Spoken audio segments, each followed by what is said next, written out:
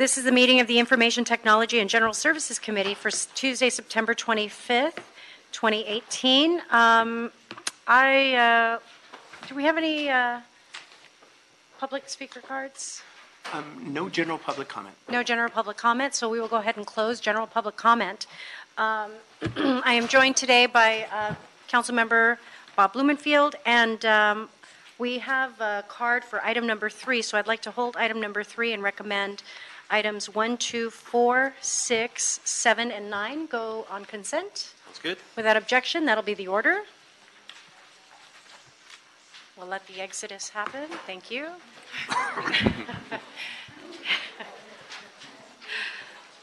So if we could, and we're also going to continue item number 5 without objection. Okay. That'll be the order.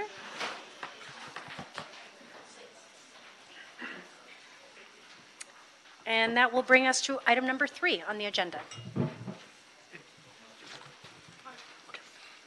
And item number 3 is a motion from Council Members Bonin and Buscaino relative to authorizing the grant of a revocable easement for the use of vacant city-owned lots located at 412 through 418 Paseo Miramar in Pacific Palisades. Thank you. Mr. Michael Jimenez? Hi. Hello. Good. Good afternoon, council members. I'm here representing the Miramar. Give us 1 second sorry, so we can get the clock ready for you. Okay, you've got 1 minute. Go. Hello, Michael Jimenez, representing the Miramar Homeowners Association. We have been working with Councilman Bonin on this motion. We're here to support it and answer any questions you might have. Terrific. Thank you very much. Mr. Blumenfield, did you have any questions on this item? Not really. Just well, I guess one. Have these parcels ever been considered as surplus? So, could we? Do we have someone? Thank you from GST. Dave Roberts, GST Real Estate. We had asked for this item to be postponed because we haven't had a report yet from the city attorney to render if they do agree with this proposal that's being given today. Oh. And also we need BOE to do the same. Okay. We'd ask for it to be continued if we could. Sure, that's not a problem. So we will go ahead and we'll hold your question for next time. Sounds good. Okay, so we will go ahead and continue that item for the next meeting. Okay. Okay, thank you very much. And that will bring us to item number 8, please. Item number 8 are reports from the Municipal Facilities Committee relative to executing a master lease with the Los Angeles Department of Water and Power on behalf of Valley Cares Family Justice Center, a sublease with the University Corporation doing business as Strength United, and a sublease with Dignity Health doing business as Northridge Hospital Medical Center. Hi. Morning. Good Michael Mendoza with GST Real Estate. We'd like to do a verbal amendment to this item for 14651 Oxnard, which is a master lease with DWP and 2 subleases with Dignity Health and Strength United.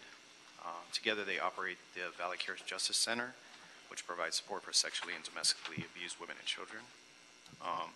The verbal amendment is to the DWP master lease report to include 2 5-year options and reverse the MFC instructions to the 2 sublease MFC reports, stating the elimination of the 2 5-year options.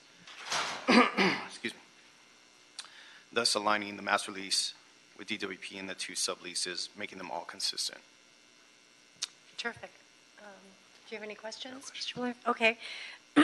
So without questions, I'd like to approve the MFC's recommendation as amended to include the 2 5-year extension options for the master lease and the 2 subleases.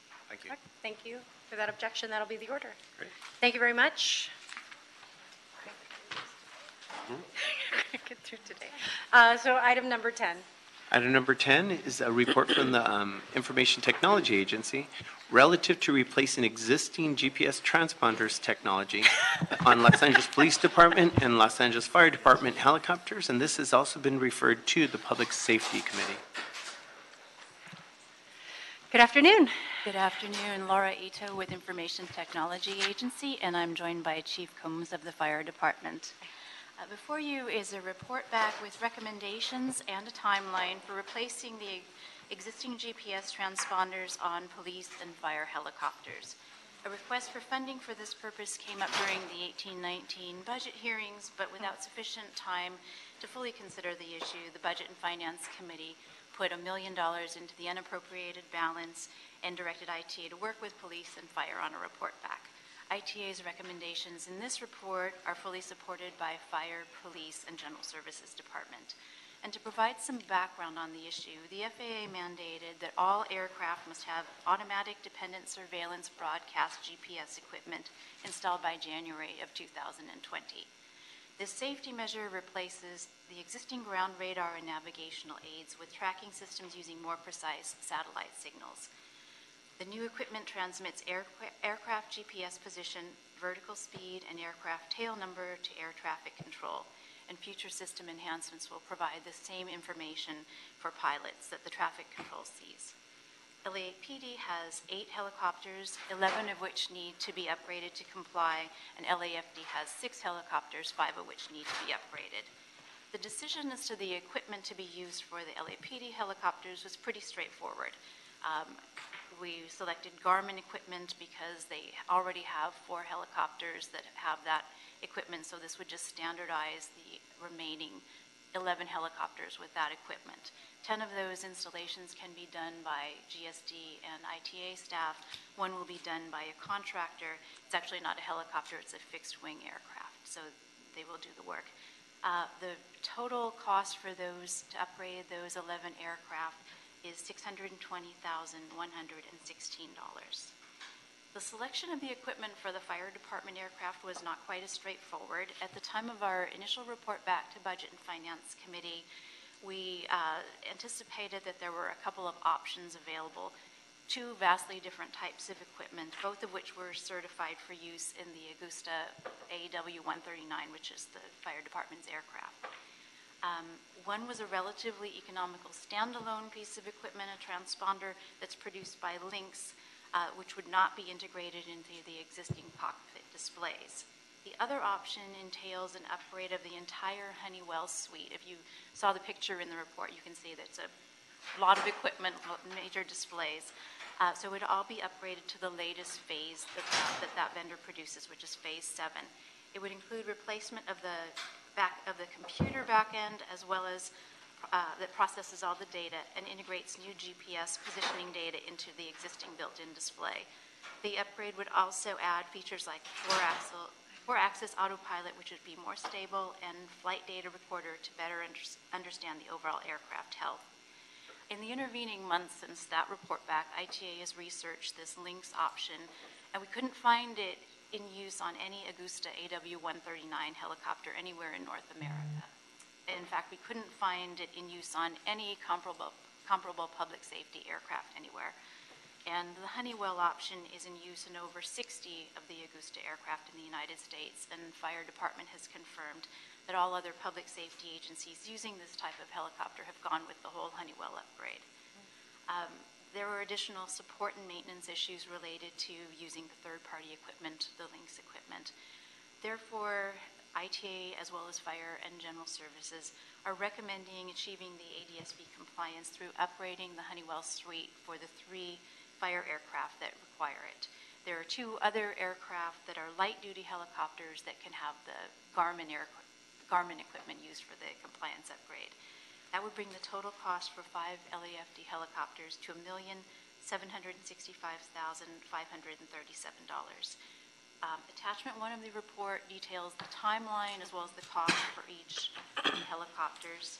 In order to ensure that the schedule can be maintained, ITA has fronted the funding to purchase the equipment for 2 of the LAPD helicopters. However, the cost for the fire equipment is prohibitive, and it is slated to start November 1st for one of the aircraft. The overall schedule was developed in conjunction with the regular maintenance for each of these helicopters so that they would already be in the shop. This installation would be done concurrently with that work.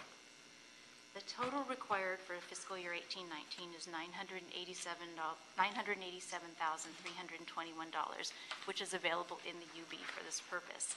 An additional appropriation of $1,398,342 would be required for next fiscal year. for a total cost for both LAPD and LAFD aircraft of $2.3 million, slightly over. We request approval of the recommendations in this report to appropriate funding to GSD for the labor and to ITA for the equipment for compliance. And we can answer any questions. Thank you. Found the report and your presentation this afternoon to be very comprehensive, so thank you. My question was, how often do we find ourselves in a position to have to upgrade these systems? What kind of frequency does that come with as a result of, how often do the FAA requirements change to dictate this type of improvement? We'll defer to the chief. This particular mandate was identified about 10 years ago. And basically what they're doing is they're taking newer technology, which is based on GPS as opposed to radar, Right. and they're mandating the entire aviation community to switch over to that technology. So to answer your question, it doesn't happen very often. It's more in alignment with newer technology that's available out there. The technology offers a couple of advantages over the current systems out there. It's more precise information. The air traffic controllers are able to gather the data more efficiently, more quickly.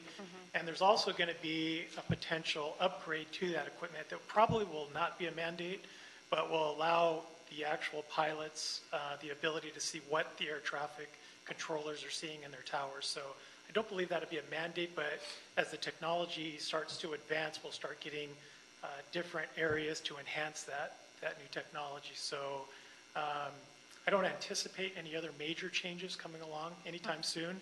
And again, the FAA came up with this mandate over 10 years ago.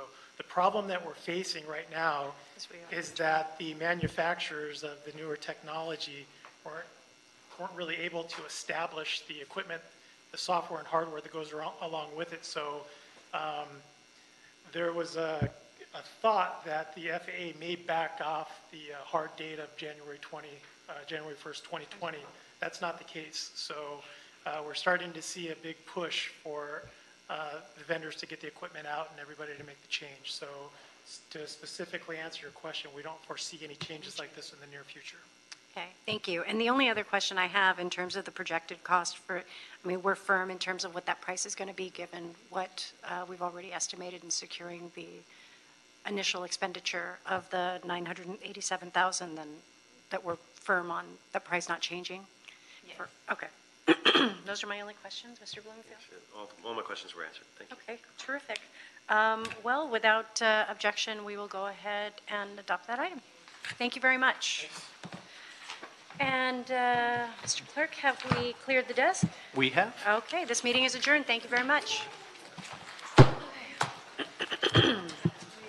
Very